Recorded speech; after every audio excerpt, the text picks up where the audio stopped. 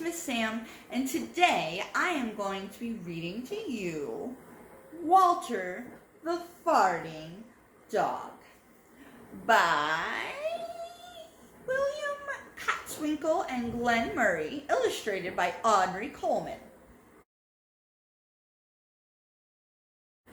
Betty and Billy brought Walter home from the dog pound. Nobody wanted him, said Billy.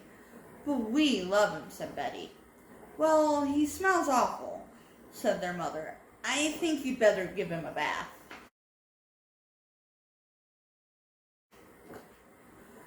Mother walked in and said, he still smells awful, and that's when they got the first clue, the telltale bubbles in the water. He's probably just a little nervous, said Mother hopefully.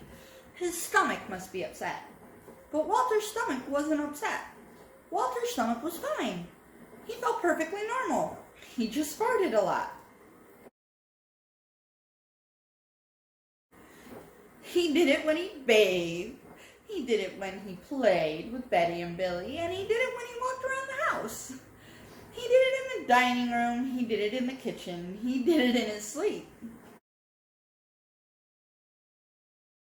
That dog farts morning, noon, and night, said Father. He can't help it, Daddy, said Betty and Billy. They don't mind Walter's farts. So what if he farts? Billy said to Betty when they were alone in the room with Walter. Betty agreed. Walter agreed too. He sat there looking innocently around, farting. Take him to the vet, said Father.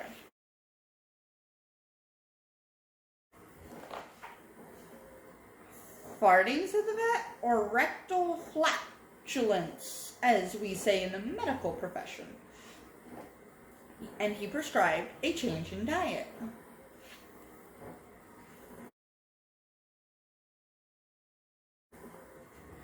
They gave Walter every kind of dog food. He farted. They tried him on cat food. They gave him hot dogs, hamburgers, and lettuce and tomato sandwiches.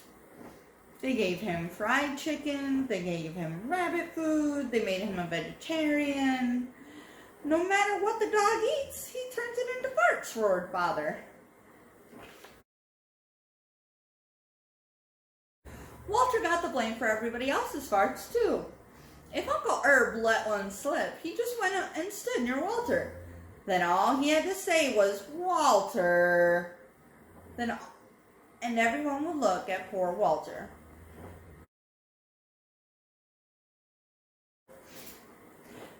He has to go back to the pound, said Father.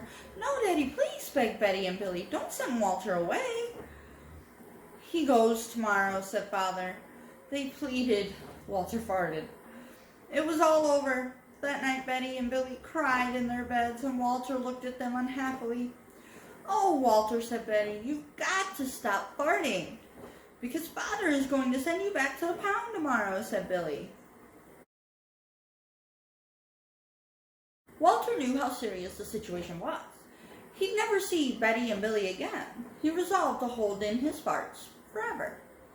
When Betty and Billy fell asleep, he walked down to the kitchen to see if there was anything around to eat. He managed to open the cupboard door with his nose and found the 25-pound bag of low-fart dog biscuits the vet had prescribed for him, which had made him fart more. Even though he knew they made him fart more, he couldn't resist. He ate the entire bag. Very tasty, said Walter to himself.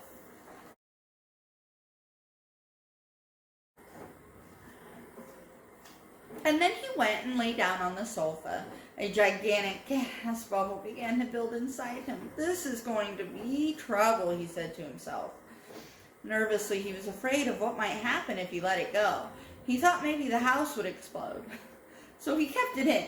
It wasn't easy. In fact, it was torture. And he had resolved never to fart again.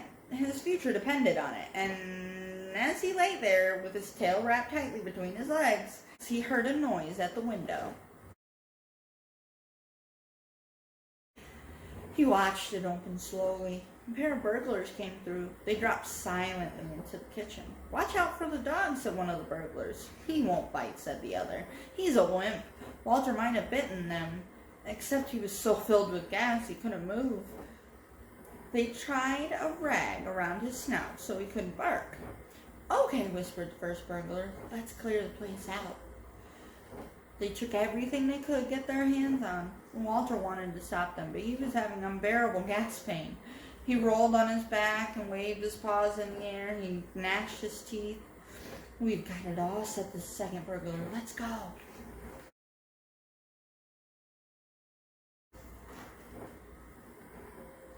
That's when Walter let it fly.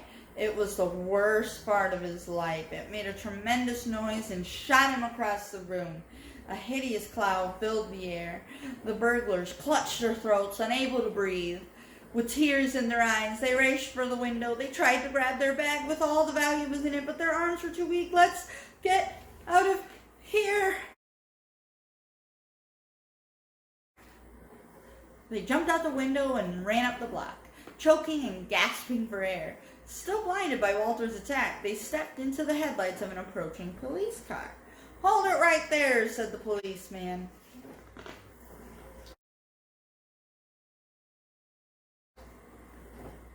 When father and mother came down in the morning, they found the open window, and they saw the bag with their valuables in it, and Walter was sitting beside it.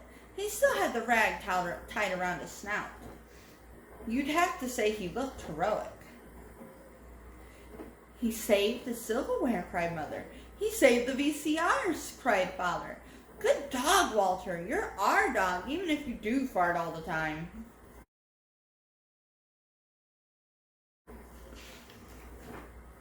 And so the family learned to live with Walter, the hero dog. And that's the end of our tale.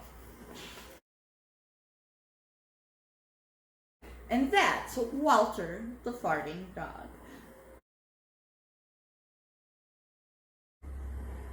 This week, I want to challenge you to sit down and read with an animal, a pet.